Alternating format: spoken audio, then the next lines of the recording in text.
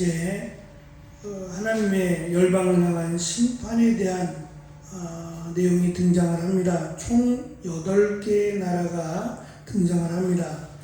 2장으로 이어지는 내용까지를 보시면 유다와 이스라엘까지 하나님의 심판에 해당되는 것을 보게 됩니다. 이 8나라라고 하는 것은 4개의 나라가 2번씩 반복되는 건데, 즉 모든 나라들이 하나님의 심판의 대상이 된다라는 겁니다. 이스라엘, 유다도 포함이 돼서 하나님을 거역하고 죄악을 행하는 모든 나라가 하나님의 심판을 받게 될 것을 아모스 선지자를 통해서 선언되고 있습니다. 먼저 가장 첫 번째 하나님의 심판의 대상이 되는 나라가 아람, 시리아라고 하는 나라고, 그들의 수도인 다마스쿠스라고 하는 다마스커스 또는 다마스쿠스라고 하는 나라가 오늘 우리가 읽은 말씀에 등장합니다. 다메섹은 당시 아람의 심장이자 군사적 상업적으로 매우 중요한 요충지였습니다. 사도 바울이 예수님을 만났던 바로 그곳이기도 하고, 이 다메섹이 유럽으로 또는 아시아로 가는 요충지였기 때문에 가장 많은 번화가였기도 했습니다. 이처럼 거대한 영향력을 가진 도시가 당시 가나안 지역과 가나안 지역의 정치와 경제를 좌지우지했고 번영의 상징이기도 했습니다. 아모스 시대의 이스라엘 사람들에게 다메섹은 너무도 크고 부유해서 적개심을 불러일으킬 만한 존재였습니다. 하나님께서 아모스 선지자를 통해서 열방에 대한 심판의 선언 가운데 특별히 아람에 대한 심판을 가장 먼저 선택하신 것은 당시 아람, 시리아가 이스라엘에게 가장 심각한 위험이 되기 때문입니다. 아람의 가장 큰 죄는 우리가 읽은 말씀 3절에 등장하는 길르앗이라고 하는 북이스라엘의 땅인데, 이 길르앗을 잔인하게 압제한 것이었습니다. 특별히 쇠톱니가 달린 타작판으로 길르앗 백성을 압제했다라고 묘사하고 있는데, 이 쇠톱니가 달린 타작판으로 번역된 이 단어가 우리식으로 보면 탈곡기입니다. 곡식단을 가지고 와서 이 돌아가는 이 탈곡기에다 갖다 대면 여기서 이제 알곡들이 흩어져 나오게 되는 바로 그 모양인데, 요즘은 전동 모터로 이렇게 돌리지만 당시에는 짐승의 이 탈곡판을 연결을 해서 움직이게 하고 그 탈곡한 그 곡식을 거기에 넣어서 이렇게 털어내는 바로 그런 것이었는데, 마치 이렇게 곡식단을 탈곡기에 넣어서 알곡과 쭉정이를 털어냈던 것처럼 사람을 그렇게 했다는 겁니다.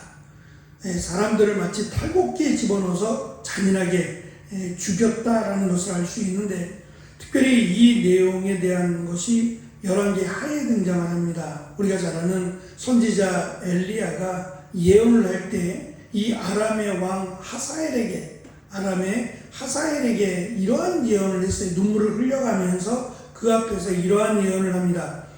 당신이 이스라엘 백성에게 어떠한 악한 일을 할지 내가 알고 있기 때문이요.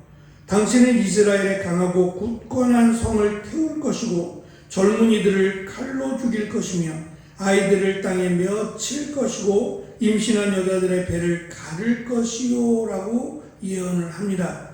그리고 이어지는 13장에서는 여호아하스의 군대에는 기마병 50명과 전차 10대와 보병 10,000명밖에 남지 않았습니다. 아람 왕이 그들을 짓밟아 타작마당에 먼지같이 만들어버렸기 때문입니다 라고 기록을 합니다. 그처럼 잔혹하게 너무나도 잔인하게 이스라엘을 박해하고 있기 때문에 하나님께서 그들을 심판하시겠다라고 말씀합니다. 지나친 잔인함과 폭력을 일삼는 아람에게 하나님의 심판은 하사엘의 집과 베나닷의 요새에 불을 보내겠다라고 말씀합니다. 이 불이 어떠한 것인지는 구체적으로 알 수 없습니다. 하늘에서부터 불이 내려온 건지 아니면 어떤 화산이 폭발했거나 또는 1장 1절에서 예언한 것처럼 2년 뒤에 지진이 일어났다고 하는 그것인지에 대해서는 정확하게 알 수 없지만 그들이 자랑하는 지금 하사엘의 집 또는 베나닷의 요새라고 하는 그들이 자랑할 만한 것들 또는 소중히 여기는 것들을 완벽하게 파괴하실 것을 지금 예언하고 있는 겁니다. 또한 아람을 비롯해서 총 8개의 나라가 하나님의 불의 심판을 받게 될 것이다 라고 예언을 하고 있는데 당시에 가장 무섭게 여기던 재앙이 불이었다고 합니다. 이 불로 인한 후유증도 굉장히 크고 또 인간의 어떤 힘으로 막기에는 너무도 감당하기 어려운, 너무도 끔찍하고 감당하기 어려운 그런 재앙이 불로 인식되었기 때문에 하나님께서 이렇게 불로 심판하실 것을 말씀하고 있습니다. 특별히 문을 부순다라고 하는 것은 성문의 빗장을 하나님께서 부순다는 건데 당시 그 다메섹의 빗장, 성으로 들어가는 그 성문의 빗장이 견고하기로 유명했답니다. 여기만 열리면 그 성을 들어가서 함락시키는 것은 어렵지 않은데 이 다메섹의 이 문이 특별하게 만들어져서 이 문을 열고 들어가기에는 한계가 있다고 합니다. 그래서 이 견고하기로 유명했던 이 다메섹의 문의 빗장을 하나님께서 부숴버릴 것이고 이 도시를 함락할 것이며 5절 끝절에 있는 대로 길 땅으로 끌려간다고 말씀하는데 사실은 이들이 길 땅에 있었어요.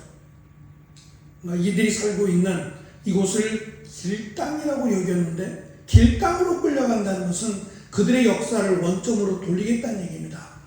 그들이 대단하게 번성하고 그들이 강력한 힘을 가지고 주변 나라들을 정복하고 심판하고 잔혹하게 그들이 무시하고 파괴하지만 다시 원점으로 돌려서 그들이 원래 있던 길 땅으로 다시 끌려서 가게 될 것이다 라고 하는 것을 하나님이 말씀하시므로 역사의 주인은 하나님이시고 그 하나님이 원하시는 것, 더불어 살아가는 것, 함께 평화롭게 살아가는 것, 특별히 죄악을 버리고 하나님을 섬기는 것을 원하신다라는 것을 선언하시고 그것을 거역한 것에 대한 하나님의 단호한 심판을 지금 기록하고 있습니다.